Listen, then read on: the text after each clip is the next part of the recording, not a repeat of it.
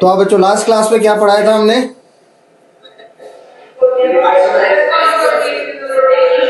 Rotational isomerism ये कराया था, ये जस्ट स्टार्ट किया था। अच्छा हाँ, तो भाई बॉयज लास्ट क्लास में नहीं आए थे, तुम लोगों ने मेरी शिकायत की। हाँ क्या शिकायत की तुम लोगों ने?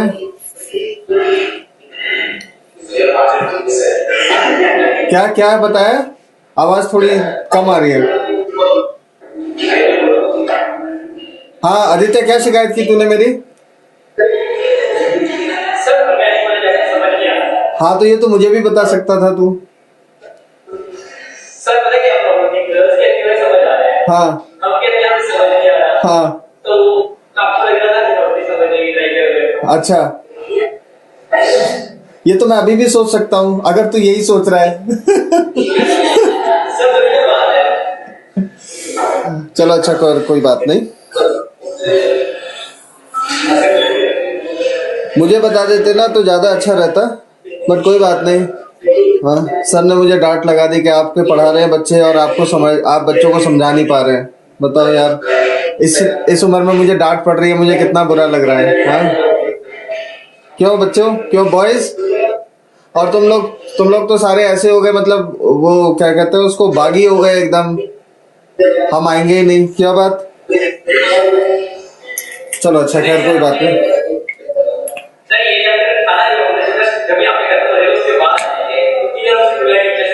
अच्छा अच्छा चलो खैर कोई बात नहीं, समझ गया, मैं समझ जाता हूँ बहुत जल्दी तुम लोगों की बातें ना। मैं अच्छा स्टूडेंट हूँ या नहीं हूँ, लेकिन you are a good teacher. आप जो भी बोलते हो मैं समझ जाता हूँ। अब मेरी बात को भी इसी तरीके से समझा करो आप। देखो बच्चों, हमने लास्ट क्लास में डिस्कस किया था, अब हम जैसा सर ने मुझे ब्रीफ किया बाहर, सर ने कहा कि आप सिर्फ अभी स्कूल का ही कुछ पढ़ना चाहते हैं ना, स्कूल जितना जितना है। और मैं फ्रेंकली बता दूं कि जो स्कूल का भी सिलेबस है ना, एनसीईआरटी का भी, वो भी मेरे लिए मुश्किल होगा इस स्टिपुलेटेड टाइम में कवर करना, कम टाइम में। ठीक है, लेकिन फिर भी अब मैं उतना ही टॉपिक टच करता हूँ जितना एनसीईआरटी में है। जहां तक हो जाएगा ठीक है, वेल एंड गुड। नहीं तो आप अपने स्कूल में तो पढ़ ही रहे हो ना उन चीजों को। जैसे फॉर एग्जाम्पल IUPAC था, हमने खूब डिटेल में किया जितना भी कर सकते थे, लेकिन स्कूल में वो बिल्कुल ही स्किप कर दिया। हाँ बोल बोल बोल बोल बोल। हाँ हाँ, अब ये देखो, ये थोड़ी सी एक मेरी लिमिटेशन भी है, और शायद आप लोग इसको समझोगे कि बेटा टाइम जो है ना, आपको अगर याद हो, कीटो इनॉल टॉटोमेरिज्म एक मैंने कराया था, आपको याद है? अब देखो उसके कितने टाइप लिखवाए थे मैंने, 4 टाइप्स लिखवाए थे। Keto enol, amide, imide, hydrogen cyanide, nitro acinitro लिखवाए थे। अब बेटा हम एक कंक्लूड करके स्किप कर गए सारा, कीटो इनॉल के बाद दूसरा तो कुछ नहीं पढ़ा है। अब बेटा कीटो इनॉल में भी मैंने ना कम से कम 30% और काट दिया। तो मेरी लिमिटेशन ये है कि मेरे पास ये नहीं कह रहा कि मेरे पास इतना सारा मटेरियल है, मटेरियल मेरे पास बहुत है, लेकिन मेरे पास टाइम नहीं है। तो मेरी एक अर्ज रहती है कि मैं ये भी बता दूं, ये भी बता दूं, ये भी बता दूं, ये भी बता दूं। ठीक है, तो अब मैं क्या करता हूं कि मैं ना वो सेंसर बोर्ड की कैंची लेकर बैठ जाता हूं, ये सीन भी काट देता हूं, वो सीन भी काट देता हूं, वो सीन भी काट देता हूं। 5 घंटे की मूवी को हम 1 घंटे में कवर कर देंगे। ठीक है, हाँ, लेकिन काट देता हूँ का मतलब ये नहीं कि मैं पढ़ाऊंगा नहीं। जैसे ही आपका स्कूल एग्जाम खत्म होंगे, जैसा सर ने बताया मुझे कि मार्च में फिर से शुरू कर देंगे एक बार। देखो क्योंकि सिलेबस है बेटा, पढ़ना तो पड़ेगा, मुझे पढ़ाना है, आपने पढ़ना है। आज नहीं पढ़ाएंगे 2 महीने बाद पढ़ाएंगे, तो ठीक है हम इसी मोड में शुरू कर देते हैं। ठीक है भाई, एग्री? अच्छा, और तो कोई प्रॉब्लम नहीं? मेरे एक्सेंट तो ठीक आता है आपको, शक्ल तो ठीक है, एक्सेंट में तो कोई प्रॉब्लम नहीं है? चलो फिर ठीक है। हमने बच्चों लास्ट क्लास में शुरू किया था रोटेशनल आइसोमेरिज्म। आप इसको समझो, यहां पर रोटेशनल अब रोटेशनल आइसोमरिज्म कॉन्फॉर्मेशनल का एक टाइप है। जैसे हमने एक एग्जांपल किया था C2H6, रिमेंबर? ये hydrogen hydrogen hydrogen hydrogen and hydrogen, right? और ये सिग्मा बॉन्ड, ये जो आइसोमरिज्म मिलेगी बेटा इस सिग्मा बॉन्ड के अलोंग रोटेशन से मिलेगी आपको। जैसे हमने लास्ट क्लास में भी डिस्कस किया था ना आपसे कि ये एक अगर बॉन्ड है बीच में दो कार्बन के, तो ये ऐसे ऐसे घूमता है, ऐसे घूम रहा है। तो घूमते घूमते कभी कभी एक दूसरे को ओवरलैप करेंगे और कभी कभी एकदम अपोजिट आ जाएंगे। तो जब ओवरलैप कर रहे हैं तो एक फॉर्म, जब बिल्कुल अपोजिट आ गए तो दूसरी फॉर्म। आइसोमरिज्म का मतलब यही तो है कि एक मॉलिक्यूल अलग अलग फॉर्म में अपीयर होगा। आइसोमर्स का मतलब क्या है? The different types of compound with the same molecular formula but different arrangement, इसी को आइसोमरिज्म कहते हैं। ठीक है, तो एक बार ये ऐसे है, यहां पर ऐसे ध्यान दो, फिर एक बार ये घूमते हुए अपोजिट हो गए तो एक फॉर्म और ये दूसरी फॉर्म। तो इसीलिए इसको हम कौन से आइसोमरिज्म कहते हैं? Rotational isomerism. इसको रिप्रेजेंट करने के लिए दो अलग अलग फॉर्म को यूज किया जाता है। कौन कौन सी थी वो? और very good, Newman's and the sawhorse. देखो सॉहॉर्स रिप्रेजेंटेशन को कैसे लिखते हैं?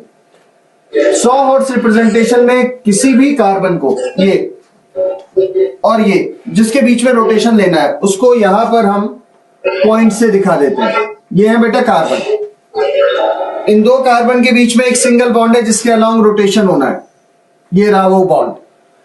अब एक बॉन्ड, दूसरा बॉन्ड और ये तीसरा बॉन्ड, वाई जैसा स्ट्रक्चर बनता है। फिर दूसरे कार्बन से एक और बॉन्ड, दूसरा बॉन्ड और ये तीसरा बॉन्ड। ये इथेन का स्ट्रक्चर है, यहां ध्यान दीजिए। ये कार्बन, ये carbon, this is hydrogen, this one is hydrogen. ये रिप्रेजेंटेशन को हम कहते हैं सॉहॉर्स रिप्रेजेंटेशन। और जब रोटेशन होगा तो इस सिग्मा बॉन्ड के अलोंग होगा बच्चों, ये सिग्मा बॉन्ड के अलोंग रोटेशन होगा। जब हम सिग्मा बॉन्ड के अलोंग रोटेशन करेंगे तो किसी एक को आप घुमा सकते हैं। हमने अगर इसको रोटेशन किया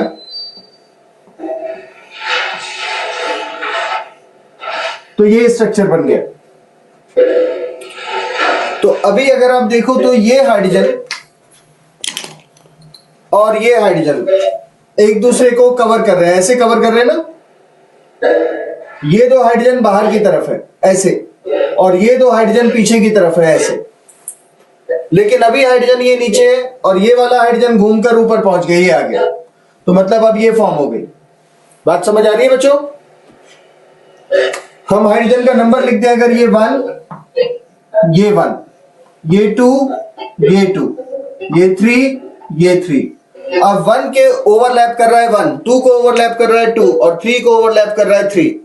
ये हाइड्रोजन हो गया 1, ये 3, ये 2। अब 1 का अपोजिट कर दीजिए, H1, H2 एंड H3। अगर आप थीटा की बात करें, थीटा दो हाइड्रोजन के बीच में सेम कितने डिग्री का एंगल है? बोलिए। अगर दोनों एक दूसरे के ओवरलैप कर रहे तो कितने डिग्री का एंगल होगा? 0 का। और अगर ये हाइड्रोजन यहां, ये हाइड्रोजन यहां अपोजिट हो गया तो कितने डिग्री का एंगल आ गया? 180। तो अगर हम दो फॉर्म यहां देखें तो ये फॉर्म को हम बोलते हैं एक्लिप्स्ड। एक्लिप्स्ड वर्ड वहीं से है जैसे ल्यूनार एक्लिप्स, सोलर एक्लिप्स होता है ना। तो उसमें भी कुछ सन, अर्थ और मून के बीच में कोई एक दूसरे को प्रॉपर कवर करता है, तभी उसको एक्लिप्स बोलते हैं। तो यहां पर भी ये हाइड्रोजन इस हाइड्रोजन को प्रॉपर कवर कर रहा है। ये सेकंड नंबर का हाइड्रोजन इस सेकंड नंबर के हाइड्रोजन को कवर कर रहा है। ये थर्ड नंबर का हाइड्रोजन पीछे की तरफ ऐसे एक दूसरे को कवर कर रहे हैं। आपको विजुअलाइज हो रहा है ये थोड़ा? बच्चों विजुअलाइज है या नहीं? अगर हम हाइड्रोजन यहां बात करें, ये हाइड्रोजन और ये हाइड्रोजन कवर नहीं कर रहे बल्कि एक दूसरे के अपोजिट हो गए। यहां पर थीटा कितना बताया? जैसे अभी आपने 180, तो इस फॉर्म को हम बोलते हैं एंटी और स्टैगर्ड। एंटी फॉर्म और स्टैगर्ड फॉर्म। और ये फॉर्म होगी एक्लिप्स फॉर्म। समझ आ रहा है इतना पॉइंट?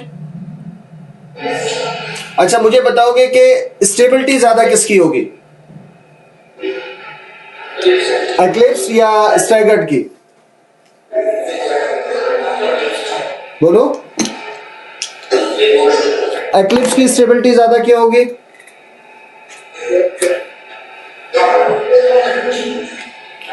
अगर कोई ग्रुप एक दूसरे के सामने आएगा तो रिपल्शन कम होगा कि ज्यादा? एक दूसरे के सामने कोई आ जाएगा तो रिपल्शन ज्यादा होगा, रिपल्शन ज्यादा होगा तो दूर जाएंगे, दूर जाने का मतलब है स्टेबिलिटी का कम होना, डिक्रीज हो जाएगी स्टेबिलिटी। और अगर एक दूसरे से दूर रहेंगे, ये ग्रुप इधर ये ग्रुप इधर, एक दूसरे से अपोजिट है, डिस्टेंस ज्यादा है, तो स्टेबिलिटी भी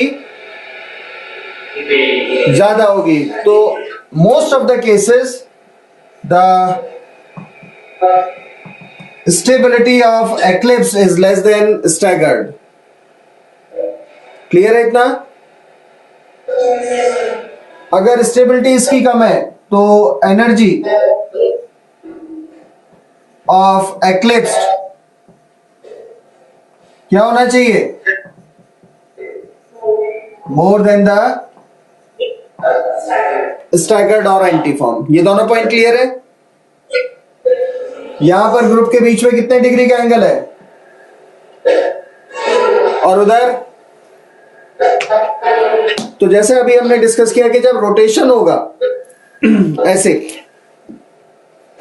ये दो ग्रुप एक दूसरे को कवर कर रहे हैं, लेकिन जब घूमेंगे तो आपको अलग अलग दिखने शुरू हो जाएंगे। अभी तो क्या होगा, स्लिप हो गया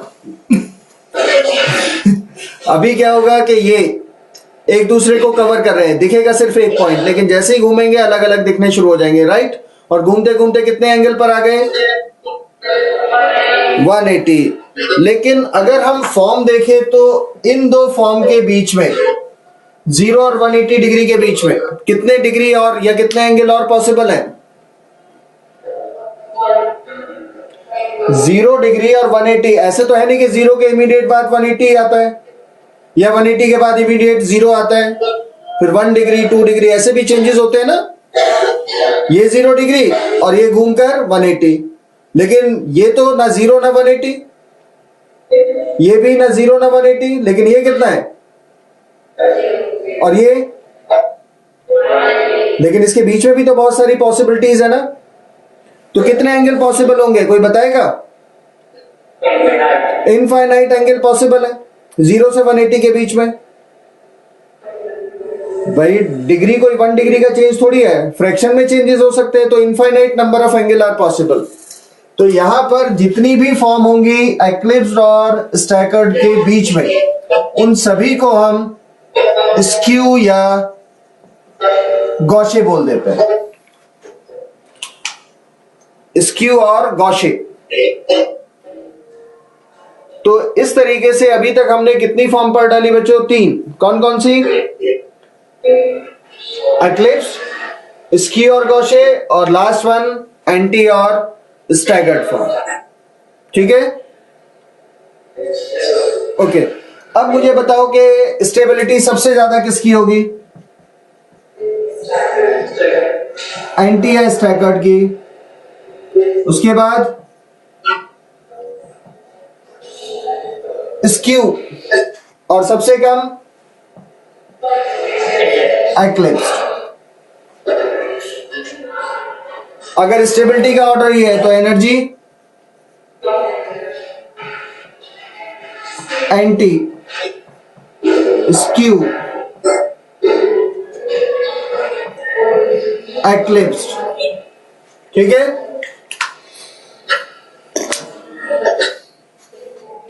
ये फॉर्म थी बच्चों 100 हॉर्स रिप्रेजेंटेशन की। अभी इसको न्यूमेंस में भी लिखना है, रब करते हैं इसको। ओके,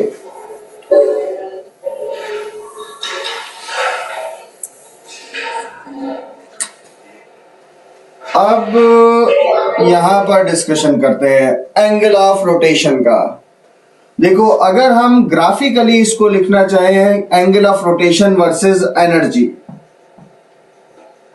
एंगल ऑफ रोटेशन, तो बताएंगे लोएस्ट एनर्जी पर कौन होगा और हाईएस्ट पर कौन होगा। लोएस्ट पर किसको रखूं और हाईएस्ट एनर्जी पर किसको रखूं। लोएस्ट पर एंटी या स्टैकर्ड को, बिल्कुल ठीक है। और हाईएस्ट पर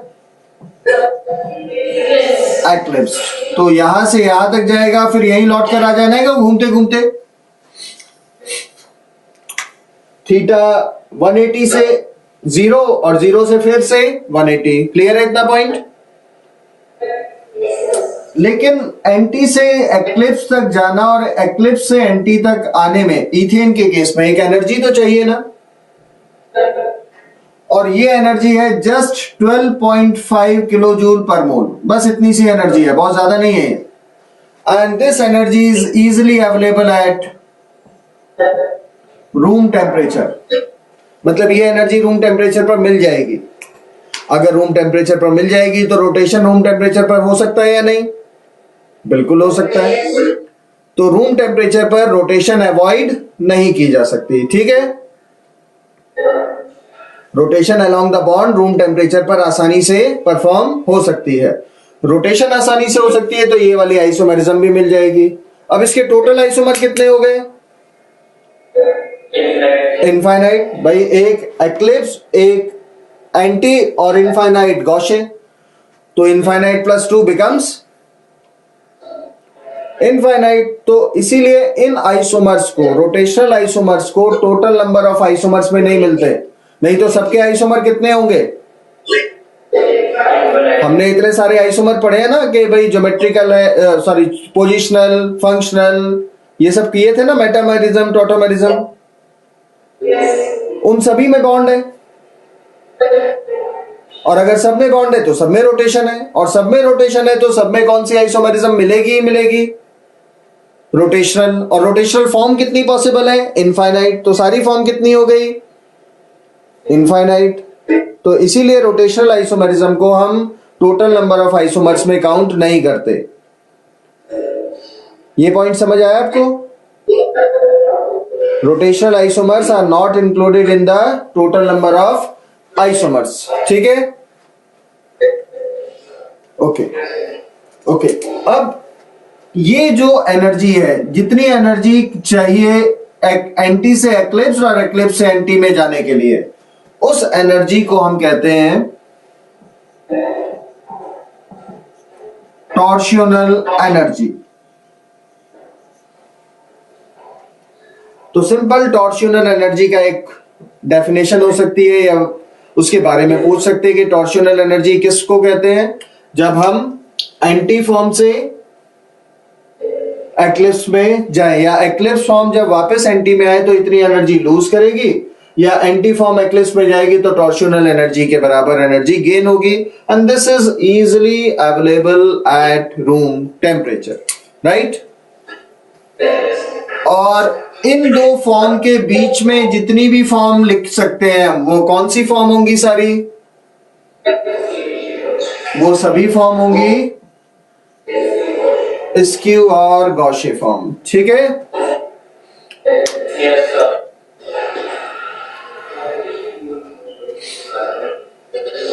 अब इसी फॉर्म को हम 100 हॉर्स रिप्रेजेंटेशन से बदलकर न्यूमैन्स में लिखेंगे। न्यूमैन्स रिप्रेजेंटेशन, न्यूमैन्स रिप्रेजेंटेशन क्या है? न्यूमैन्स रिप्रेजेंटेशन और भी इजी है। देखो बेटा, न्यूमैन्स रिप्रेजेंटेशन में एक कार्बन जो आपकी तरफ है, टुवर्ड्स व्यूअर है, ध्यान से सुनो, उसको तो हम जैसे यहां पर लिख देता हूं मैं फिर से, एक कार्बन को तो पॉइंट लिख देते हैं, और जो पीछे की तरफ का कार्बन है, ये वाला कार्बन, इसको हम पॉइंट ना लिखकर सर्कल लिखते हैं। तो जो कार्बन आपकी तरफ है वो पॉइंट, जो कार्बन आपसे दूर है वो किस फॉर्म में लिखा जाएगा? सर्कल में, ठीक है। और इन दो के बीच वाले बॉन्ड को ऑलमोस्ट मिनिमम नेग्लेक्ट कर लेते हैं, बिल्कुल खत्म कर लेते हैं। ये जो बॉन्ड है ना इन दो के बीच में, इसको खत्म किया। अब मैं इसको खत्म करूंगा तो ये पॉइंट जाकर कहां पर मिलना चाहिए? सर्कल के सेंटर पर। ठीक है, तो जो न्यूमैन रिप्रेजेंटेशन है वो है पॉइंट ये और इसके चारों तरफ एक सर्कल। तो ये कितने कार्बन लिख दिए हमने? बोलो।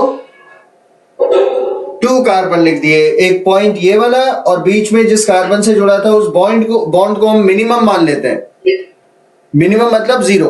तो ये पॉइंट किसके बीच में अपीयर होगा? सर्कल का सेंटर अपीयर होगा। अब ध्यान से देखो, इस पॉइंट से 3 एटम लगे हुए हैं, एक ये लगे हैं ना, और इस सर्कल से भी 3 बॉन्ड लगे हुए हैं, 3 ग्रुप लगे हैं, और ये बिल्कुल एक दूसरे को ओवरलैप कर रहे हैं, एक्लिप्स है। मतलब इसी बॉन्ड के पीछे एक और बॉन्ड होगा, इस वाले बॉन्ड के पीछे एक और होगा और इसके पीछे एक और होगा। क्लियर है इतना? लेकिन हम इस बॉन्ड को शो करते हैं बहुत छोटे बॉन्ड से, जैसे H और H। और ये जो हमने इस सर्किल के साथ H लगाया है, ये रिप्रेजेंट कर रहा है इस वाले H को, H नंबर 1 को। अब 1/3 पोर्शन में एक ही आएगा, दूसरे 1/3 में एक और साइड में छोटा सा बॉन्ड बनाकर H लिख देते हैं, और तीसरे 1/3 में भी एक छोटा H लिख देते हैं, ऐसे। तो एज सच ये कवर तो कर रहे हैं, लेकिन हम दिखाते हैं, रिप्रेजेंट करते हैं साइड में छोटा सा दिखा करके।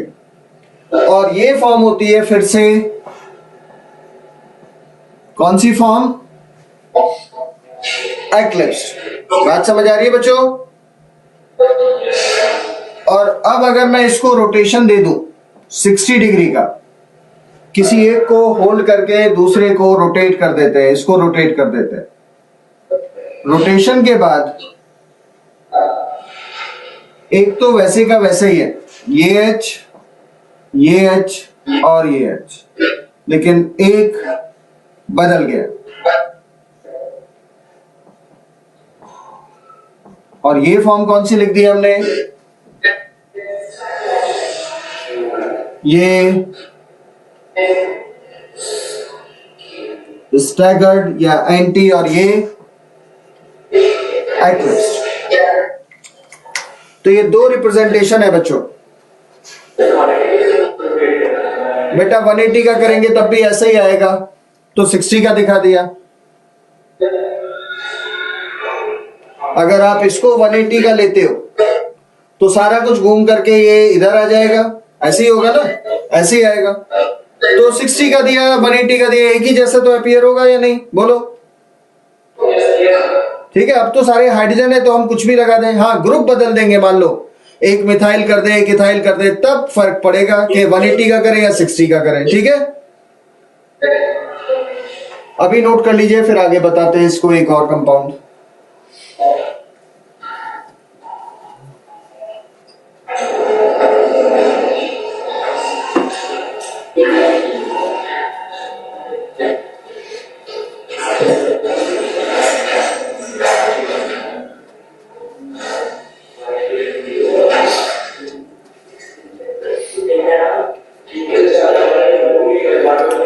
सिक्सटी डिग्री का एंगल का रोटेशन दिया है, यहां से यहां पर अपीयर होगा, क्योंकि टोटल एंगल कितना है 120, तो हाफ पर अपीयर होगा। ठीक है,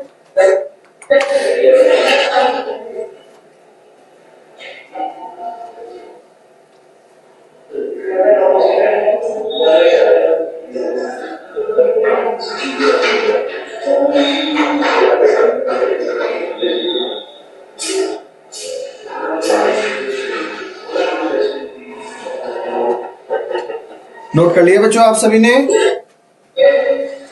इरेज कर दे इसको, ये इरेज कर देते हैं।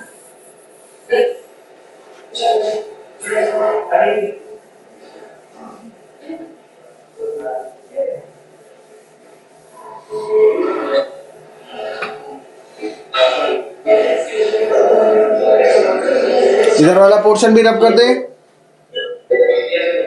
ठीक है, तो कल ऑफ था आप लोगों का? अरे कल लोहड़ी की छुट्टी नहीं थी?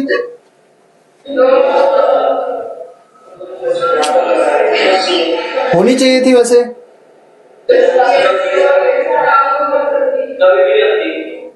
लोहड़ी की छुट्टी नहीं होती? ओहो,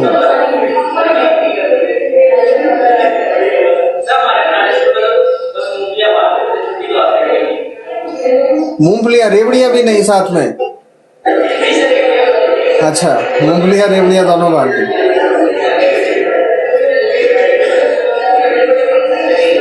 तो आप में से लोहड़ी का गाना कौन गाता है? वो एक राइम है ना, वो भी कोई गाता है तुम में से? हाँ हाँ, वही वही वही वही वाला। अच्छा अच्छा, ठीक है, मतलब स्कूल में भी होता है ये?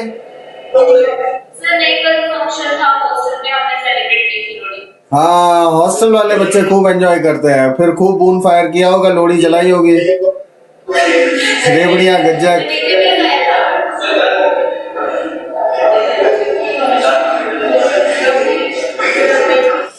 चलो बच्चों, अब इसी को बेटा थोड़ा सा और इसको बातें नहीं करो, दूसरे कंपाउंड में करते हैं C4H10 में। इस कंपाउंड को देखिए, अब थोड़ा सा हम बदल देते हैं, जो प्रीवियसली हमने कंपाउंड किया था उसके कंपैरिजन में।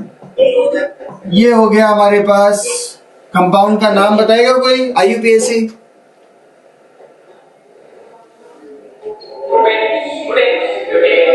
N butane. ये 1, ये 2, ये 3, ये 4, ठीक है। अब हम रोटेशन देखेंगे बच्चों सेकेंड और थर्ड कार्बन के बीच में। किसके बीच में? सेकेंड और थर्ड कार्बन के बीच में। तो देखो, एक तो फॉर्म हमने यहां लिख ली सॉ हॉर्स, यहां पर H, यहां H, ये CH3, ये H, ये H, ये CH3। अब देखो इसको नंबरिंग करते हैं, 1 2 3 4। कौन सी फॉर्म हो गई ये? एक्लिप्स्ड हो गई ना, एक्लिप्स्ड।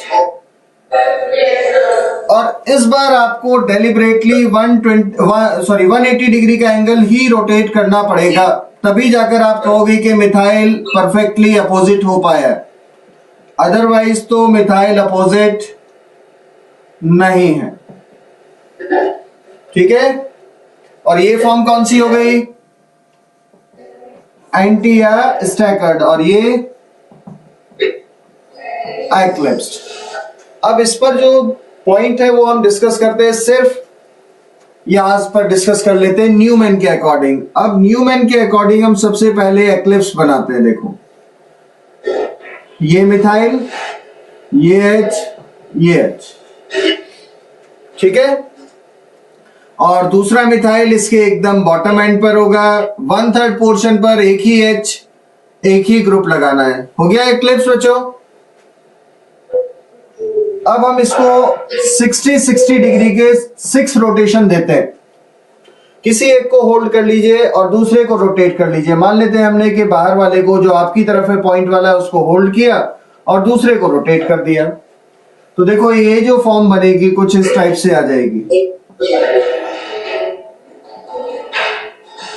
ये CH3 हमने इस डायरेक्शन में रोटेट किया, तो ये CH3, ये H, ये H, ये H, ये H। पहले ये पॉइंट समझ आ गया तो ठीक है, बाकी आगे कोई दिक्कत नहीं होगी। क्लियर है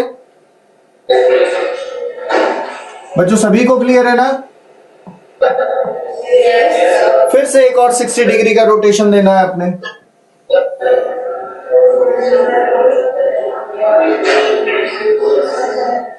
ये H, ये CH3, ये H, ये CH3, ये H और ये H। क्लियर है? किसके सेम हो गया? नहीं बेटा, यहां मिथाइल और मिथाइल ओवरलैप कर रहे थे, यहां मिथाइल हाइड्रोजन, हाइड्रोजन मिथाइल है, ठीक है। फिर से एक और 60 डिग्री का रोटेशन।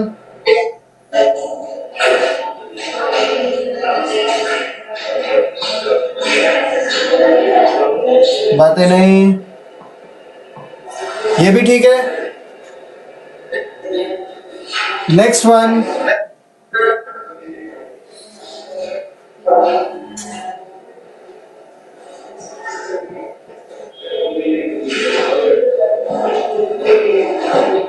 अब फिर से 1/3 पोर्शन पर एक मिथाइल ग्रुप आपने लगा देना है, फिर एक H, फिर एक H, फिर एक और 60 डिग्री का रोटेशन,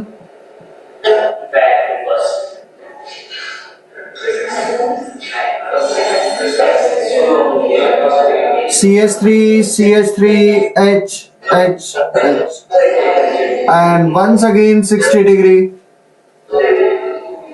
पॉइंट क्लियर है बच्चों सारे?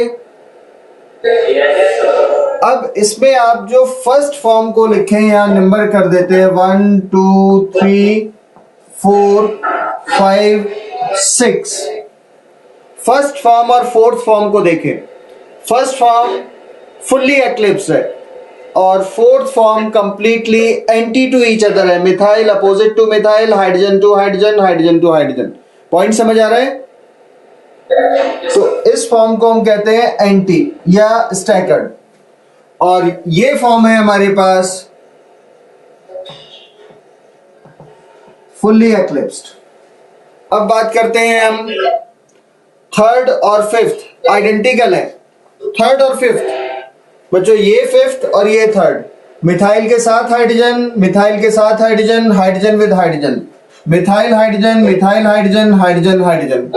समझ आ रहा है इतना? तो फिफ्थ और थर्ड आइडेंटिकल है और इनका नाम है पार्शियली एक्लिप्स्ड। अब पार्शियली क्यों? क्योंकि ये सेम ग्रुप अपोजिट नहीं हो रहे। अपोजिट तो हो रहे लेकिन सेम नहीं है। जैसे मिथाइल के साथ हाइड्रोजन या हाइड्रोजन के साथ मिथाइल है, लेकिन यहां पर क्या आया था? Methyl methyl, hydrogen hydrogen, hydrogen hydrogen. दोनों में डिफरेंस क्लियर है आपको? देखो, मिथाइल के साथ हाइड्रोजन है, मिथाइल के साथ हाइड्रोजन है एक्लिप्स्ड है, लेकिन ग्रुप सेम नहीं है। इसीलिए हमने इसको कहा पार्शियली एक्लिप्स्ड। इसको फुल्ली एक्लिप्स्ड इसलिए कहा क्योंकि अपोजिट भी है और सेम ग्रुप भी है। क्लियर है? तो फिफ्थ वन भी क्या हो गया हमारे पास? पार्शियली एक्लिप्स्ड। अब सेकंड और सिक्स्थ फॉर्म देखिए, आइडेंटिकल दिखनी चाहिए आपको। देखिए second with the sixth form,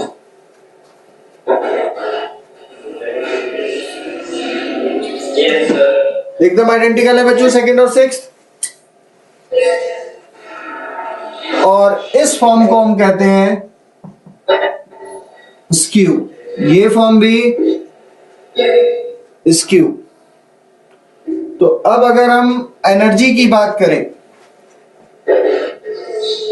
बताओगे सबसे ज्यादा एनर्जी पर कौन होगा?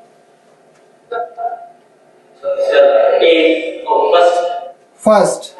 उसके बाद लोअर एनर्जी पर थर्ड। बच्चे सभी एग्री करते हो इसको? क्योंकि ग्रुप अपोजिट है तो रिपल्शन ज्यादा होगा, रिपल्शन ज्यादा होगा तो स्टेबिलिटी कम होगी। अब यहां ये पार्शियली एक्लिप्स है, ये फुल्ली एक्लिप्स है, और थर्ड और फिफ्थ आइडेंटिकल है, इसीलिए दोनों की एनर्जी बराबर है। उसके बाद लोअर एनर्जी पर second which is equal to sixth. ये एनर्जी का ऑर्डर है, तो स्टेबिलिटी का ऑर्डर इसका रिवर्स कर दीजिए। एनर्जी ज्यादा तो स्टेबिलिटी कम, एनर्जी कम तो स्टेबिलिटी ज्यादा। तो इट इज 1 3 5 2 6, राइट? कोई डाउट तो नहीं बच्चों?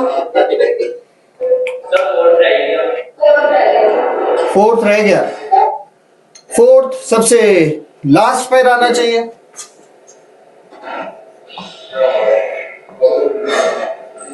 क्योंकि ये फॉर्म एंटी है। ठीक है, कोई डाउट तो नहीं अभी? क्या थर्ड और सेकंड में से एनर्जी किसकी कम है?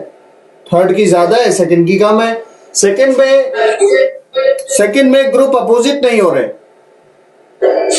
देखो जैसे यहां बिल्कुल एक दूसरे को ओवरलैप कर रहे थे ना,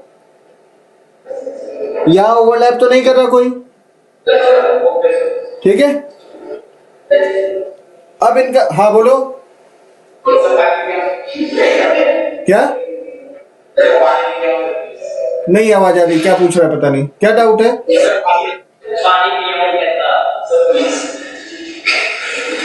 एक डेढ़ घंटे से मैं बोल रहा हूँ, प्यास तुझे, जा पिया भाई।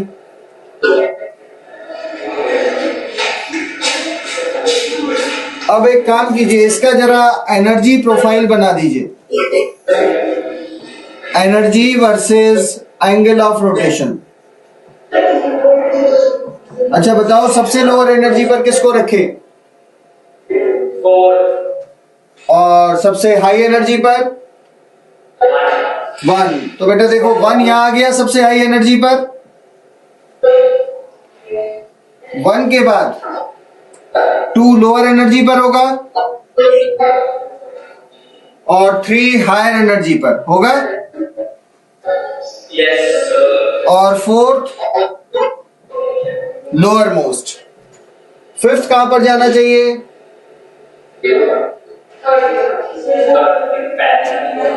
5th। 6th कहां जाना चाहिए? 2nd के पैरेलल। होगा ऐसा? सर ये आपके पीछे क्यों है? एक लाइन में लिख सकते हैं। एक लाइन में मतलब ऐसे लिख सकते हैं बड़ी डाउनवर्ड से। नहीं, ये रोटेशन हर बार बदल रहा है ना। देखो एंगल ऑफ रोटेशन यहां से यहां आने में 60 डिग्री, फिर 60 डिग्री, फिर 60 डिग्री, फिर 60 डिग्री, फिर 60 डिग्री। ठीक है, तो फर्स्ट फॉर्म से सेकंड फॉर्म, सेकंड से थर्ड, थर्ड से फिर से फोर्थ, फोर्थ से फिर 6th, और फिर से कहां पहुंच जाएगा ये 1 पर।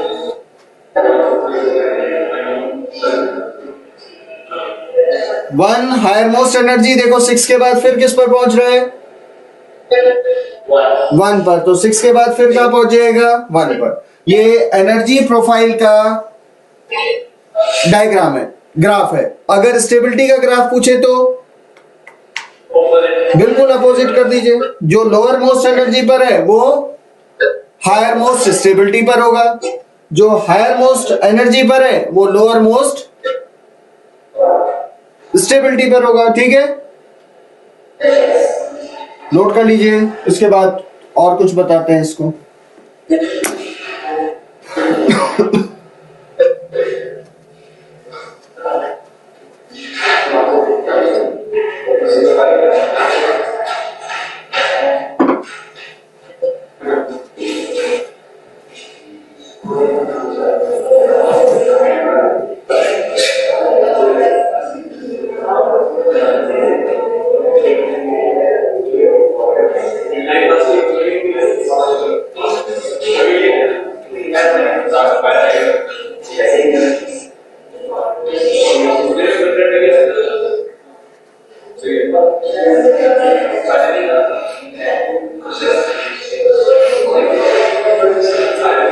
बच्चों बातें नहीं करो। देखो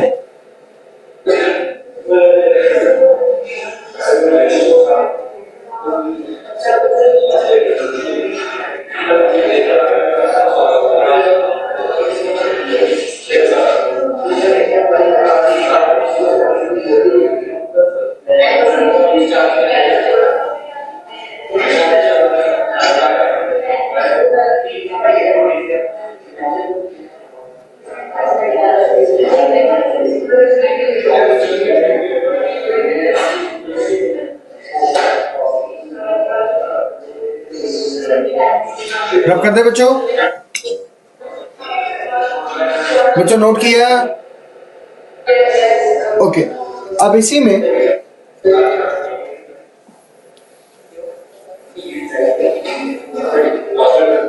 हम एक और टॉप चीज डिस्कस करते हैं, डायहेड्रल एंगल। डायहेड्रल एंगल क्या है, कैसे डिस्कस करना है? आसान सी चीज है एकदम। देखो, जिन दो कार्बन के बीच में आप रोटेशन दिखा रहे हो, इन दो कार्बन के बीच में, सेकंड और थर्ड कार्बन के बीच में, इसके अंदर जो ग्रुप या एटम लगे हैं उनके बीच के एंगल को हम डायहेड्रल एंगल कहते हैं। फॉर एग्जांपल, अगर एक्लिप्स फॉर्म है और आपसे पूछे कि मिथाइल ग्रुप के बीच में डायहेड्रल एंगल कितना है,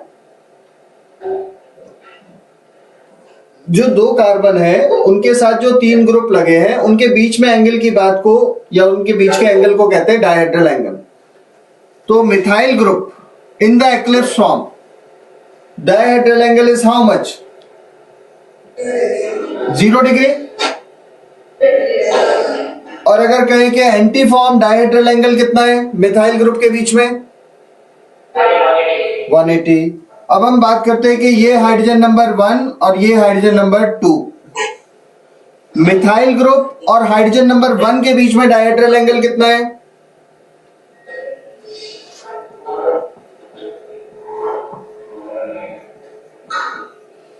मिथाइल ग्रुप और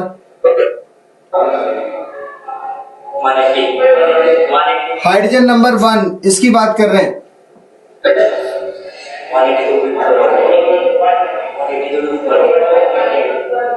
हाँ बोलो बोलो बच्चों। 120। सिंपल एंगल, जो यहां एंगल होगा वही यहां भी एंगल होगा क्योंकि ये दोनों तो पैरेलल है। तो कितना आ गया? 120। और अगर हम हाँ जी, अगर हम स्क्यू फॉर्म की बात करें, dihedral angle between CH3 group, ये कितना होगा? 60 डिग्री। गर्ल्स आप लोगों को क्लियर है डायहेड्रल एंगल? देखो ये पोर्शन और इसके बीच में एंगल है, ये टोटल एंगल है कितना है यही बताना है आपको, 60। तो ये हमने पूछा dihedral angle between 2 methyl group, किस फॉर्म में? स्क्यू। और पार्शियली एक्लिप्स में कितना है dihedral angle between the 2 methyl group? 120। Very good. और एंटी में कितना है डायहेड्रल एंगल? 180। समझ आ गया डायहेड्रल एंगल? तो dihedral angle between the 2 groups और atom which are present on the carbon along which the rotation is considered. इंडाइट लिख लीजिए। The dihedral angle, the dihedral angle is the angle between the dihedral angle is the angle between any two atoms, angle between any two atoms or groups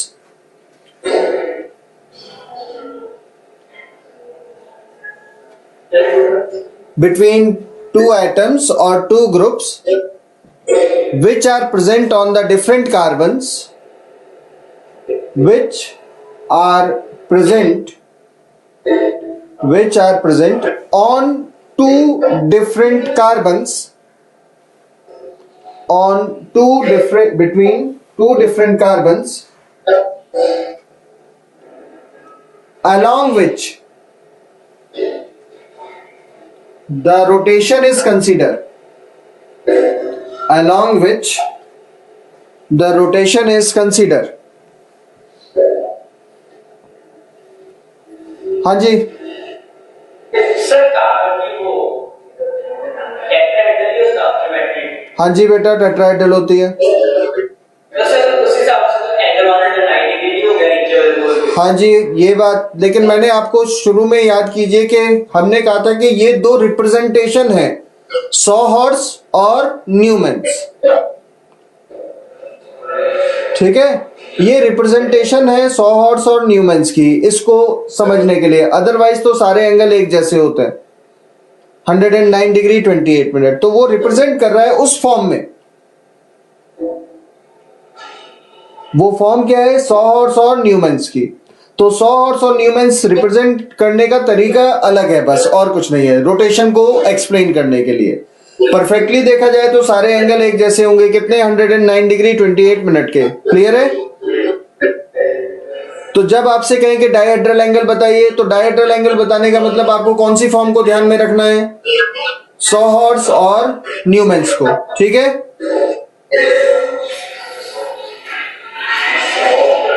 बच्चों ये representation जो है रब कर दें।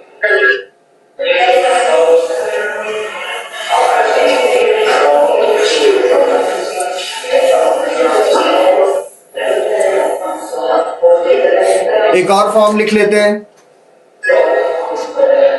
CH2OH and CH2OH. This compound is glycol or ethylene glycol. Glycol या ethylene glycol कहते हैं। हमें रोटेशन दिखाना है कार्बन नंबर 1 और 2 के बीच में। यहां हम इसकी कुछ फॉर्म लिख देते हैं।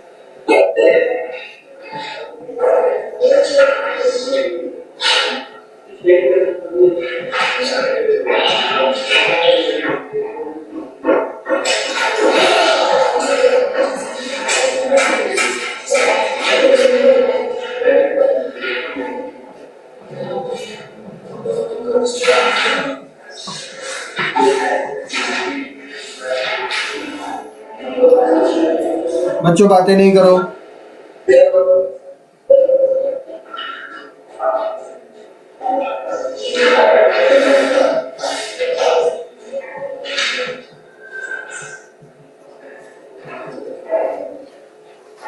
देखिए अभी हमने इसकी 3 फॉर्म बनाई है, ऑल्दो इसकी यही 6 फॉर्म बन सकती है।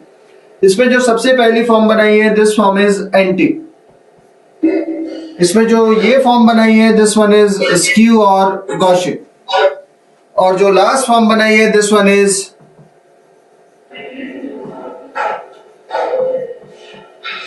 fully eclipsed. Can anyone suggest the energy profile or the stability order in these 3 form? इसको हम फर्स्ट कर देते हैं, इसको सेकंड करते हैं, इसको 3 कर देते हैं। एनर्जी का ऑर्डर 3 की एनर्जी सबसे ज्यादा, उसके बाद 2 एंड देन तो स्टेबिलिटी ऑपोजिट हो जाएगी 3, 2, 1, राइट? ओके, सो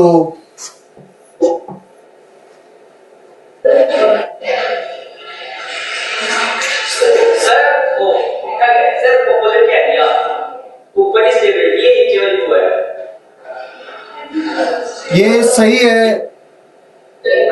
एनर्जी ज्यादा होगी इसकी क्योंकि इसके अंदर रिपल्शन ज्यादा है। एनर्जी 1 की सबसे ज्यादा है और 4 की एनर्जी सबसे कम है, लेकिन फिर भी ये गलत है। अब कोई खास वजह नहीं है, हमारा सिर्फ बताने का मतलब ये है कि जो हम चीजें पढ़ते हैं वो कंसेप्ट है ये, लेकिन अगर थोड़े बहुत क्वेश्चंस में चेंजेस आते हैं एग्जाम में, तो आपको सिर्फ इतना ही नहीं कि जितना बता दिया वो लकीर के फकीर बन गया बस उतना ही आंसर करना है। आपको थोड़ी सी और थिंकिंग पावर डेवलप करनी है। अब देखो यहाँ पर एक नई चीज, या नया तो नहीं, एक फॉर्म यहाँ पर डेवलप हुई। आप ध्यान से देखो तो इस ऑक्सीजन और इस हाइड्रोजन के बीच में एक हाइड्रोजन बॉन्डिंग बनेगी और हाइड्रोजन बॉन्डिंग की वजह से ये फॉर्म नेचुरली क्या हो जाएगी, ज्यादा, एक मिनट, क्या हो जाएगी, ज्यादा स्टेबल हो जाएगी। तो स्क्यू फॉर्म की स्टेबिलिटी एंटी फॉर्म से ज्यादा होगी। रोटेशन करना यहां से मुश्किल होगा क्योंकि हाइड्रोजन बॉन्डिंग नहीं टूटेगी। ये पॉइंट क्लियर है आपको बच्चों? जो मैं बताना चाहता हूं ये पॉइंट आपको समझ आया यहां पर?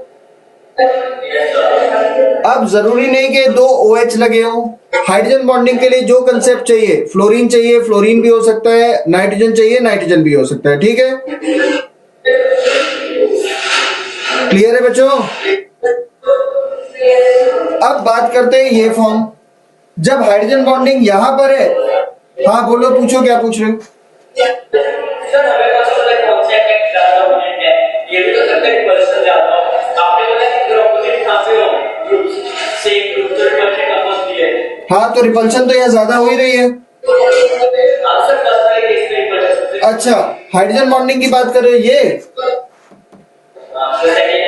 देखो हाइड्रोजन बॉन्डिंग जब हम डिस्कस करते हैं, O और H के बीच के हाइड्रोजन बॉन्डिंग की स्ट्रेंथ लगभग 30 किलो जूल पर मोल होती है। कितनी? 30 से ज्यादा है, मतलब 32 के आसपास होती है। ठीक है, ये हमने हाइड्रोजन बॉन्डिंग में डाटा भी दिया था आपको। और अगर 30 किलो जूल है, रोटेशन के लिए कितनी एनर्जी चाहिए थी अभी शुरू में बताया? 12.6। और इसकी एनर्जी कितनी है? More than 30। तो क्या रूम टेम्परेचर पर आसानी से वो एनर्जी मिल पाएगी 30? नो। तो इसका मतलब ये रोटेशन बहुत ज्यादा शो नहीं करेगा। रोटेशन शो नहीं करेगा मतलब इसी फॉर्म में रखा रहेगा, और इसी फॉर्म में रहने का मतलब है कि ये फॉर्म ज्यादा स्टेबल हो गई। तो अगर ऐसा कहीं कोई सिचुएशन बनती है जहां हाइड्रोजन बॉन्डिंग आएगी, तो हम उस फॉर्म को ज्यादा स्टेबल कर देंगे। तो अभी स्टेबिलिटी में skew, then anti, and then, हाँ जी बेटा,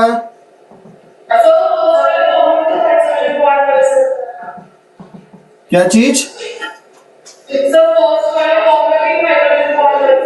बेटा इतनी दूर तो हाइड्रोजन बॉन्डिंग की अप्रोच नहीं होती है, इतनी दूर हाइड्रोजन बॉन्डिंग नहीं होता। ये एक दूसरे के अपोजिट हो गए। हाइड्रोजन बॉन्डिंग इनफैक्ट यहां और यहां भी नहीं होती इतनी दूर।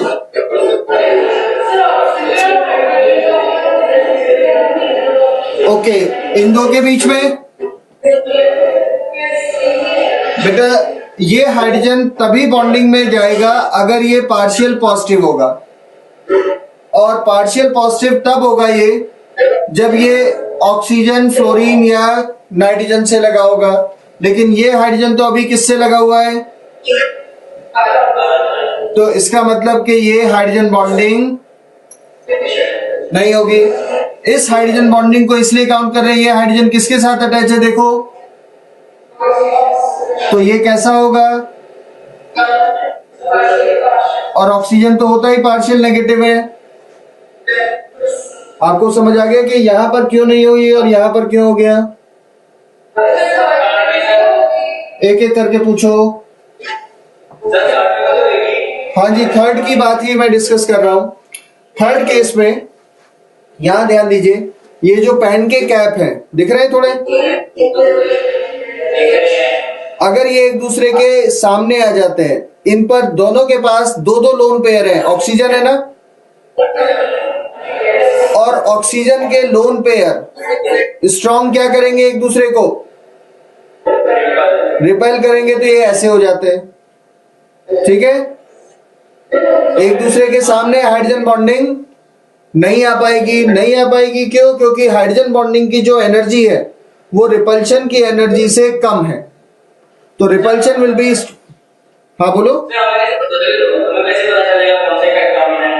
आपको रेगुलर क्लास में आते रहेंगे, सब पता चलता रहेगा। ठीक है, ये सब चीजें तो है जो हमें पढ़नी है कि कब क्या इफेक्ट डोमिनेट होगा। कभी भी एक कार्बन पर, आपको याद होगा तो हमने ये भी डिस्कस किया था कि एक कार्बन पर 2 OH भी रुकना मुश्किल हो जाता है, होता है ना। तो जब भी 2 OH एक दूसरे के सामने होंगे, उनकी स्टेबिलिटी हमेशा कम होगी। 2 OH से मतलब नहीं है, 2 फ्लोरीन भी हो तब भी स्टेबिलिटी कम होगी, क्योंकि आपस में सामने आते ही रिपल्शन इतना स्ट्रांग होता है कि ये दोनों एक दूसरे से दूर जाने की टेंडेंसी रखते हैं। तो यहां पर आप लिख सकते हो कि हाइड्रोजन बॉन्डिंग से ज्यादा डोमिनेंट है lone pair repulsion. Lone pair repulsion is dominate over H bonding.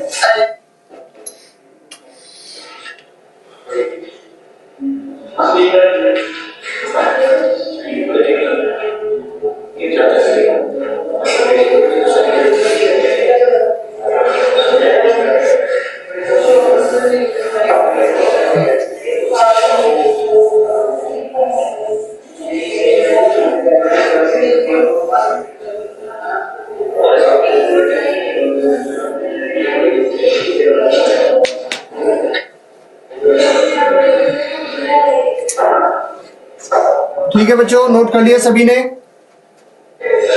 देख लीजिए प्रीव्यू, कोई किसी को डाउट तो नहीं है?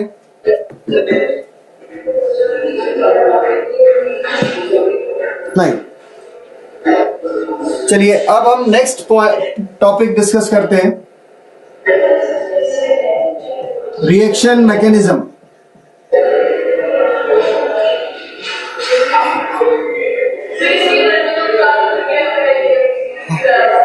बेटा थोड़ा इस ऊंचा बोलो, क्या आप पूछ रहे हो?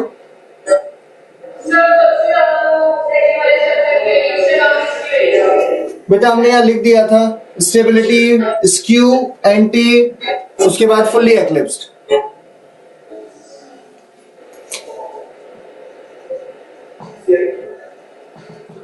ये स्टेबिलिटी का ऑर्डर है बेटा, तो एनर्जी का ऑर्डर क्या होगा? इसका रिवर्स होगा।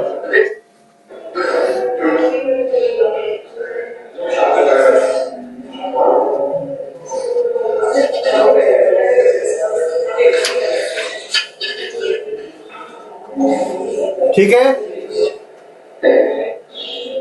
अब बेटा देखो, इसमें जो हमने रोटेशनल आइसोमेरिज्म किया ना, इस रोटेशनल आइसोमेरिज्म में हमने साइक्लोहेक्सेन की चेयर बोट फॉर्म, ऐसे ये चेयर फॉर्म है, और एक और आती है boat form, twisted chair, half chair. ये सभी फॉर्म की स्टेबिलिटी, इसकी आइसोमेरिज्म सब हमने यहां पर छोड़ दिया है अभी। वो भी रोटेशनल आइसोमेरिज्म का टाइप है।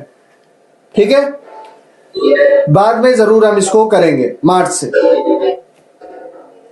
तो अगर आपको जो असाइनमेंट मैंने भिजवाया उसमें साइक्लोहेक्सेन के भी क्वेश्चन है, अगर आप यहां इस तरह का चेयर और बोट फॉर्म का कोई क्वेश्चन देखें तो काइंडली उसको अभी के लिए छोड़ दें। ठीक है।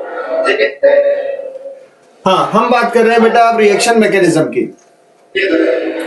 रिएक्शन मैकेनिज्म में सबसे पहला पॉइंट हम डिस्कस करते हैं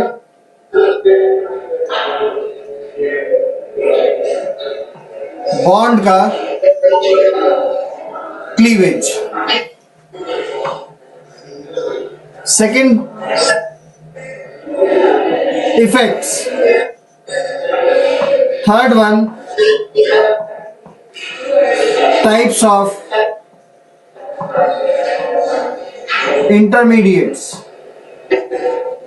फोर्थ वन, बच्चों बातें ना करो, टाइप्स ऑफ रिएक्शंस। देखो, बॉन्ड को क्लीवेज करना है तो दो अलग अलग तरह के क्लीवेज हैं, homolytic and heterolytic. Effects, inductive, electromeric, mesomeric and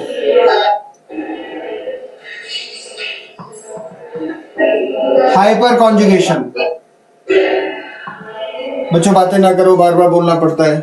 उसमें से ये वाला इफेक्ट हम डिस्कस कर चुके हैं ऑलरेडी, आई थिंक, मीजोमेरिक या रेजोनेंस जिसको बोलते हैं। मीजोमेरिक इफेक्ट, रेजोनेंस इफेक्ट, जिसमें हमने किया था aromatic, anti aromatic, non aromatic, Huckel rule, याद आ गया ना? ओके। टाइप्स ऑफ इंटरमीडिएट्स में carbocation, carbanion, free radical, carbene, nitrene and benzene.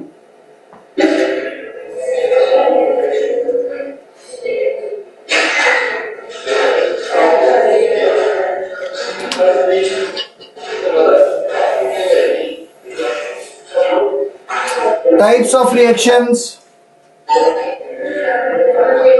addition, elimination,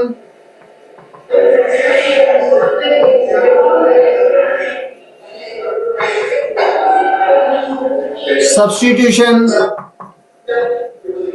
rearrangement and polymerization.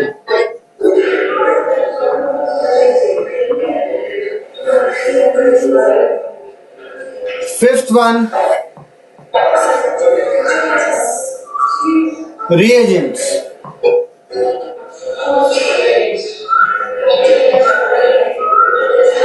अरे who is whistling in the class? कौन है ये?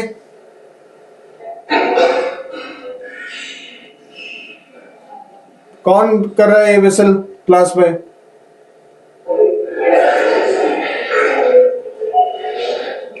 कोई नहीं?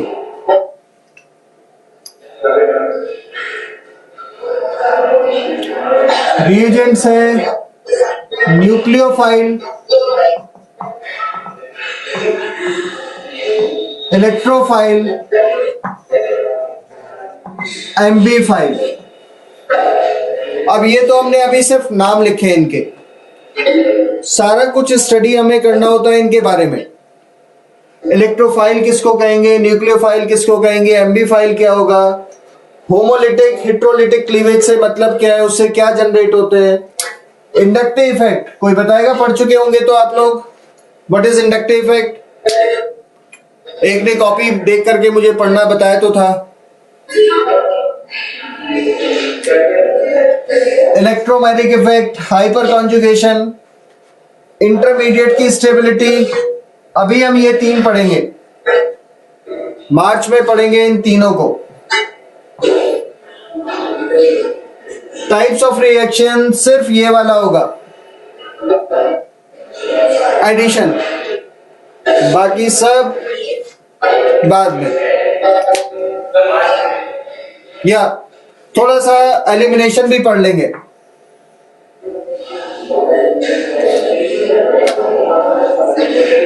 देखो बेटा, ये सिलेबस है सारा आईआईटी जेईई और मेडिकल का।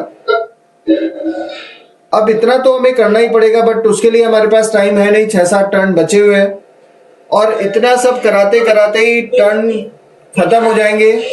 एल्कीन एल्कीन एल्काइन कब करेंगे, मुझे अभी भी ये चिंता है, जबकि हम इतना सारा छोड़ते चले जा रहे हैं। तो ये मेरी एक लिमिटेशन थी।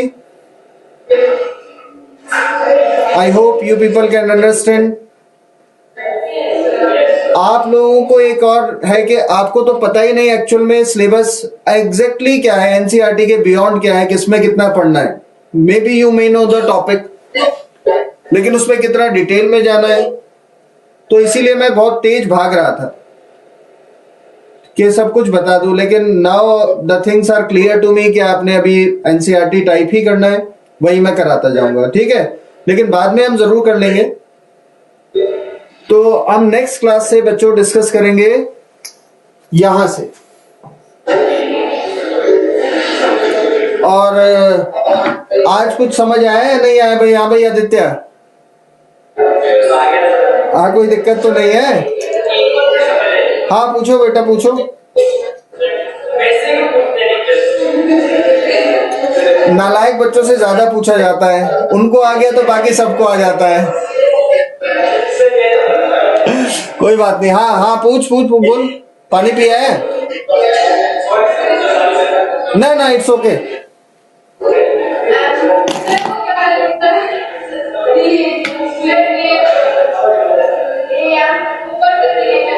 ये AMBI ambiphile, AMBI PHILE phile, it's okay, bye.